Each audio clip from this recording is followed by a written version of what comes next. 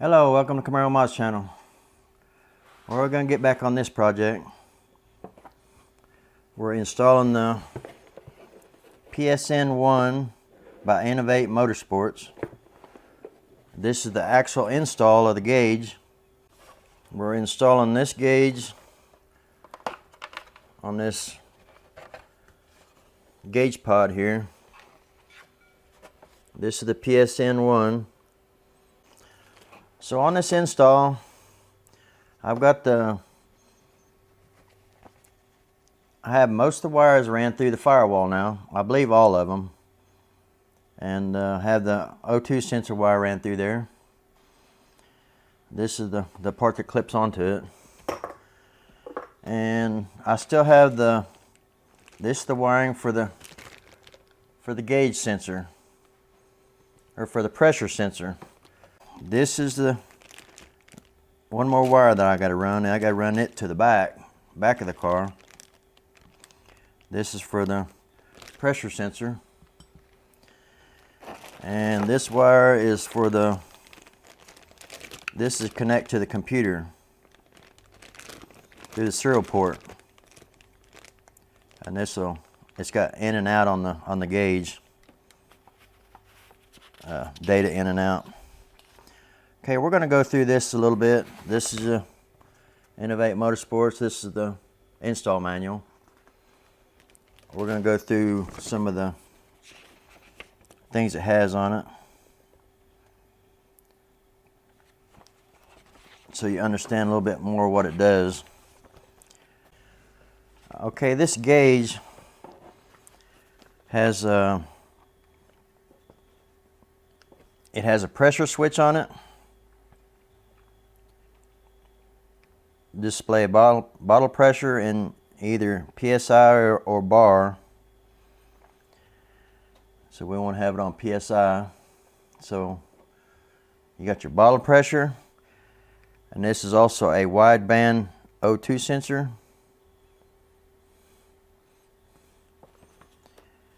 And that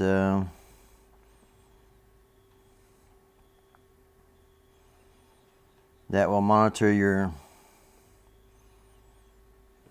just like O2 sensors does on a car. It monitors how lean you are. If it goes lean, the computer will richen it up. If it's too rich, then it'll lean it back down, and it's doing that really, really fast. So this is a wideband O2 sensor. So if it's getting lean, then it'll kick out the nitrous. And it also has a window switch. It works with your RPM. Your RPM's got to be a certain level. Let's say 3,000 RPMs. You got to get into 3,000 RPM before the nitrous will kick in. So if you're not in the 3,000 range, it's not going to kick in. So if you're racing somebody, and there's all kind of videos on the internet about that, but you need to be in high first, almost switching to second before you even think about hitting the nitrous. You hit, some guys put on nitrous and think it's like it's a jetpack. They hit nitrous before they even get rolling good. Push the button and think it's time to push the button, think it's a rocket or something. It don't work that way. You got to be in the high RPMs before you hit nitrous. If not, you're going to blow something up. But and it also has a shift light. And so on the wiring part of it, I've got the wires ran over here so we can pick up the RPM signal. Okay, on the window switch, a minimum and maximum RPM. So you want to set a minimum and a maximum RPM on the window switch. So basically, boost cut by bottle pressure, minimum pressure. So 950 pounds, I believe, is a normal range on a nitrous bottle. So if you drop down to, so it'll cut off at, you can't use the whole bottle. You get down to where I think it's a third of the bottle, something like that. Yeah, you can't use the complete bottle because your boost is cut by bottle pressure, minimum pressure. This is a safety trigger to cut nitrous at a desired minimum bottle pressure. When the safety bottle pressure is triggered, the PSN-1 will display a P cut on the upper right hand corner viewport of the relay. Will interrupt the nitrous functions. Default setting is 950 pounds. Okay, on your fuel to air ratio on this, your wideband O2 units, it monitors your fuel to air ratio. And I believe they said around 14 point something, I'm not real sure, is about the fuel to air ratio for racing. And for normal driving, it's like 12. So it's a little bit richer when you're racing. But that's the area you need to keep it at for so if it gets leaner than that or richer than that, then it'll cut off the nitrous. So there's three things that monitors on this gauge that if they're not in the right parameter, then it'll cut your nitrous. Your bottle pressure, your RPM, and your fuel to air ratio. It's all got to be within range of what you set it up at.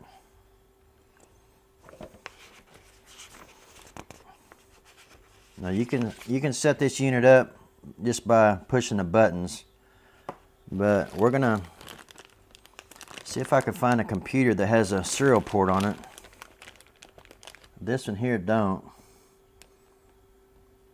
So I'm gonna have to find another laptop or something, or get a serial port to USB connector so I can connect it in. I think it's just easier to set it up that way through your just drop down menus on your computer. You should be able to pick it up or be able to set it up a whole lot faster.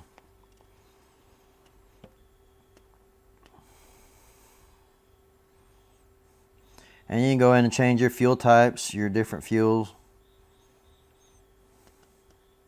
The default setting is gasoline. You can set it up to, I don't remember what all they have in it.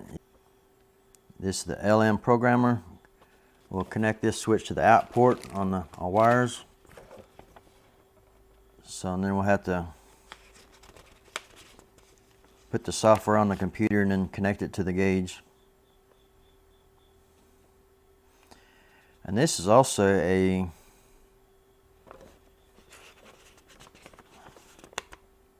the orange wire is also a data logger. So I hope I made it halfway clear on what this thing does on the gauge.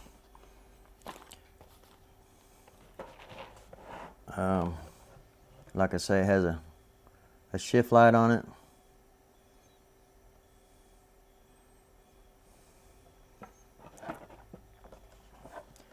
But we got wires here that we got to connect. This one goes to this big one, and there's an O2 sensor. This big one is the one I had to put through the firewall. The opposite end of this one, the one that clips into it. So what I had to wind up doing is drilling 2 half-inch holes side by side and cutting out the middle in order to get this through there, which give me plenty of room for. You'll be surprised how many wires you'll have to run through there, because you got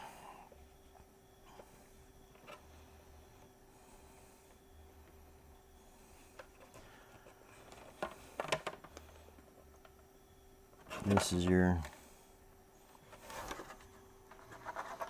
your in and out for the computer. on these wires, we got one for bottle pressure.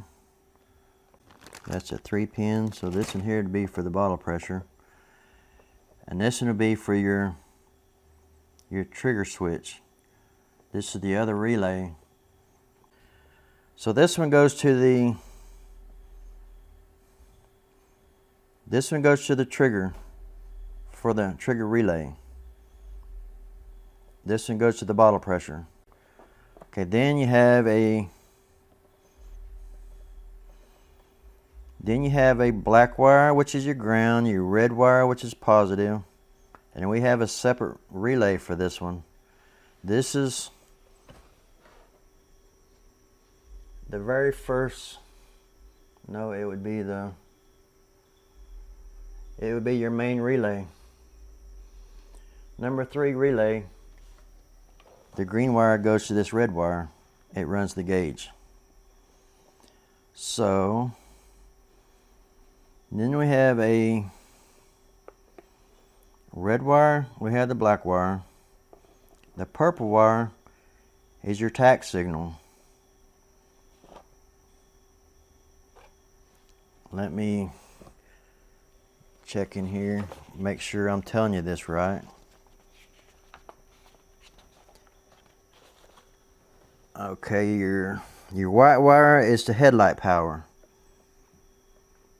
Headlight power is, if you need power whenever the headlights come on.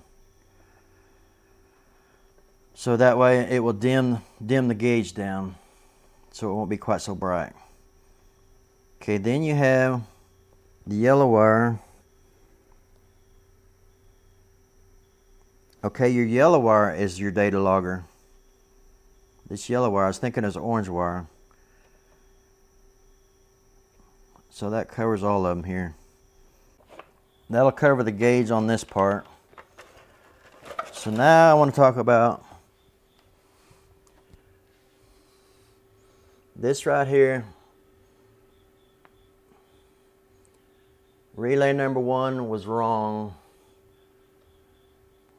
So let's go over to the big screen. Let me put this diagram over on the big screen. I had to change it because it wasn't right.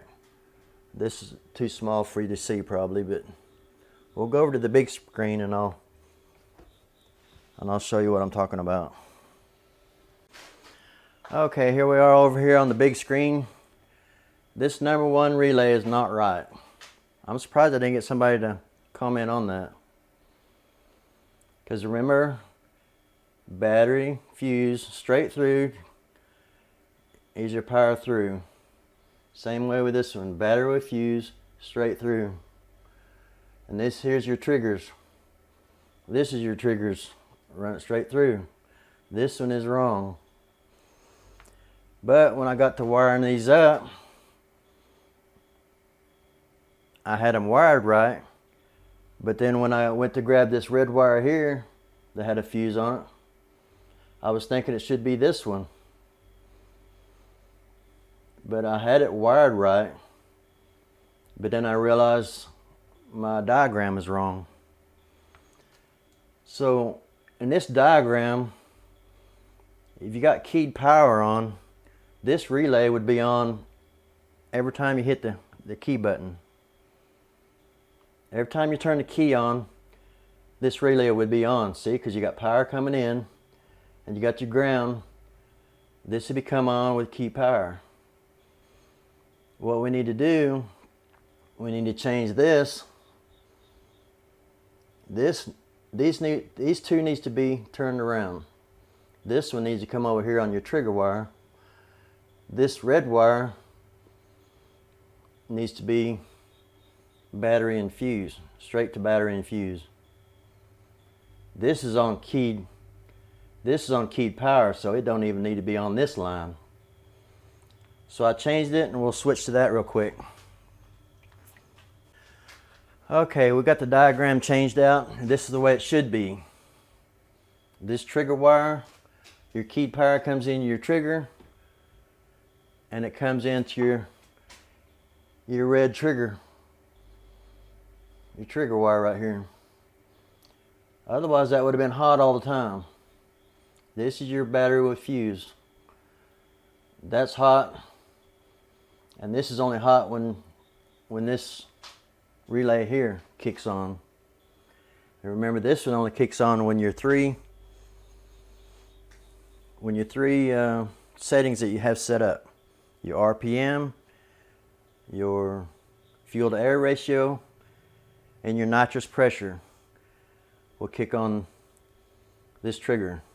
If any of those are below where they need to be, then this trigger will not operate. This makes running nitrous so much safer. If this system wasn't available, I would not be putting this on my car, because you're just asking for disaster. This is the way it needs to be. This is the way it needs to be set up. This is a jumper across. It's not connected.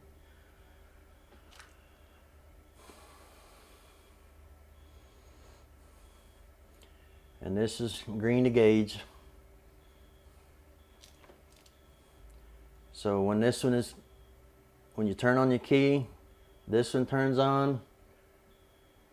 It'll send power up to here, but this relay will not operate until you hit the purge button down here with the ground wire. You flip the nitrous arm switch. It triggers the whole system. It turns everything on. It turns your gauge and stuff on. Actually, your gauge is on, but it's not armed. This is your arming switch when you get ready to run nitrous.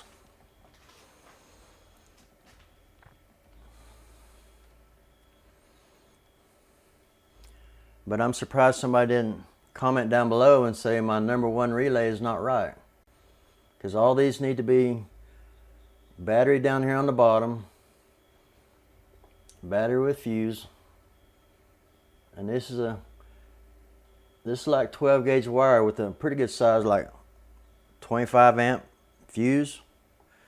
These smaller wires here is only going to be like, and I did get my pack of fuses, so we're going to be putting anywhere from 3 to 5 amp fuses in these here in these lines right here on the key power. So just keep in mind that all your bottom relays down here,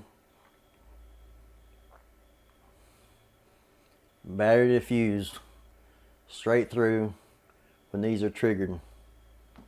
Same way with this one up here. I don't know why I didn't catch it last time. Battery straight through, and this is your trigger wire. Otherwise this thing would have been triggered all the time.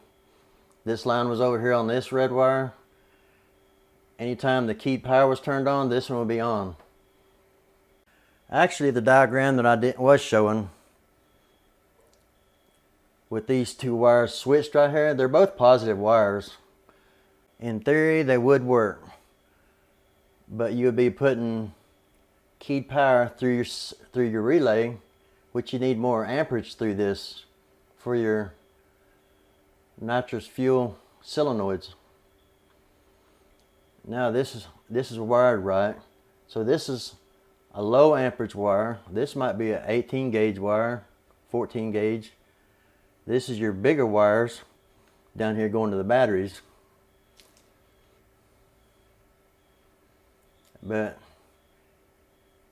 the way it was wired, it still would have worked, but this is the right way to do it.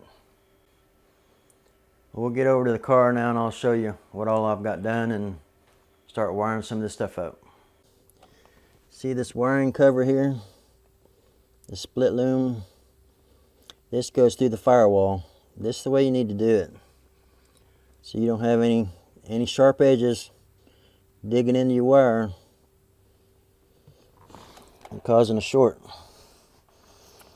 You really need to do it that way. That goes right straight through the firewall. And then I have another smaller one that goes through the firewall that takes the this wire here is for the O2 sensor. So that's the second wire. It's in a smaller jacket. It runs right through the firewall. It's pretty tight fit. I was thinking about even siliconing it. You know, once I get all done, put a little dab of silicone through there. It's pretty tight, but I don't think it'll move around, but I'll just go ahead and put some clear silicone around it and on both sides and call it good. But we have all these wires. This smaller wire here is the tack signal. You can do in different gauges. One of the black wires is the purge. But I'll have to sort all these wires out, and I need to start getting them connected before I forget what they go to. I'm going to have a mess. But anyway, we'll start on that. Okay, remember the white wire? It goes to key power. We have that reconnected. We had to disconnect it to drill all the holes out. But we have that reconnected and shrink wrapped, and that one's all good to go. Okay, this is the PSN-1 relay. This is number 4. This is the trigger relay. So you got your yellow wire. If you look up on the board,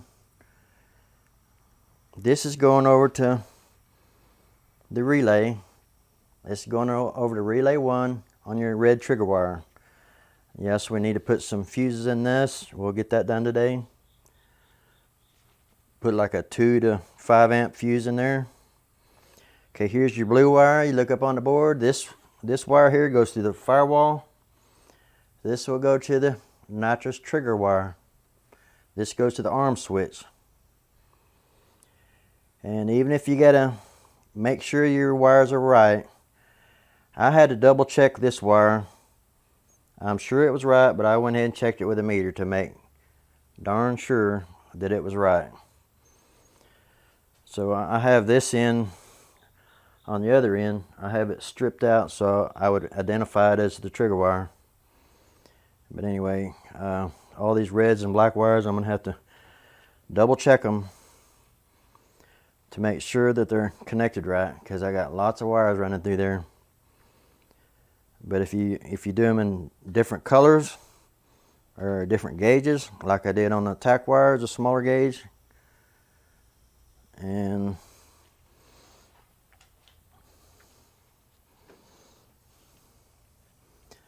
I put and I ran that wire, the tack wire, over across the engine and over to, need to go to the first cylinder on your left, the one that's closest to the front. We're going to get, that's on the purple wire. We'll get to that later, but that's where you pick up your tack signal. But I've got all these relays here taped together, and we'll get them all stuck on the rotofab box way down below, and we'll get all these zip tied up and make it look nice and neat.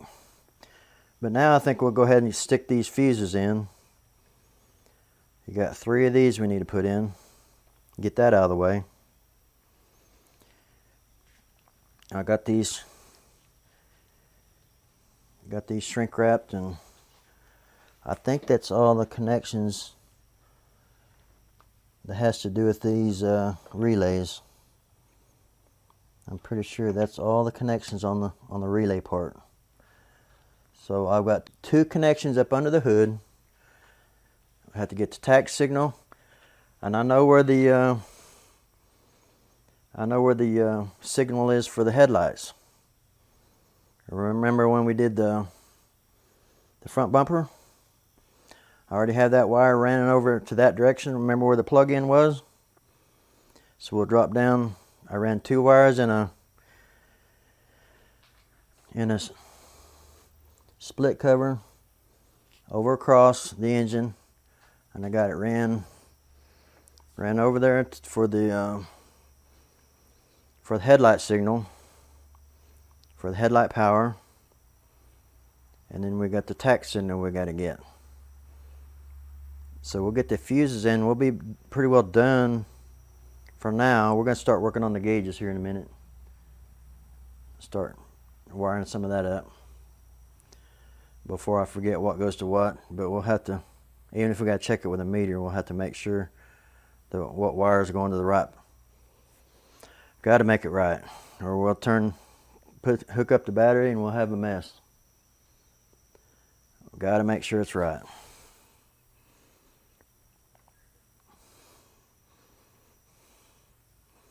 So let me go get some fuses. Okay, these are 2 amp fuses we're going to stick in here. Not very big at all on the trigger side of the relay. Stick them in there. Put the dust cover back on it. Okay, we just got 2 more to go. Yeah, I think the instructions said put a 1 amp fuse in here, but I believe a 2 amps is about as low as I can go. You put a real light fuse in it, because not much current's going through this side of the relay. It's just enough to trigger the relay. Your main power is going through the center of it. On your battery side, going up to the top side of it.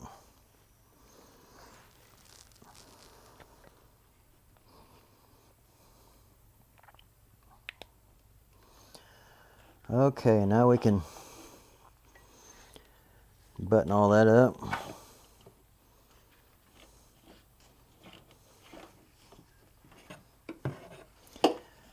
This is the wire for the O2 sensor. It comes through the firewall, but that's the big end of it. So we'll just zip tie it over here out of the way until we get some exhaust work done. We'll get all the gauge side done, get all that buttoned up, and then we'll come back up under the engine and finish the last 2 connections on it. But I got to get the gauge part done before I forget what I'm doing. Okay, this is the PSN-1 install. This is the out.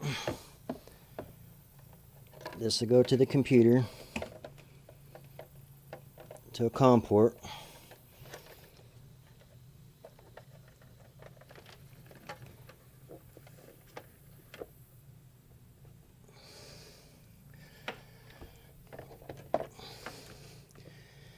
That is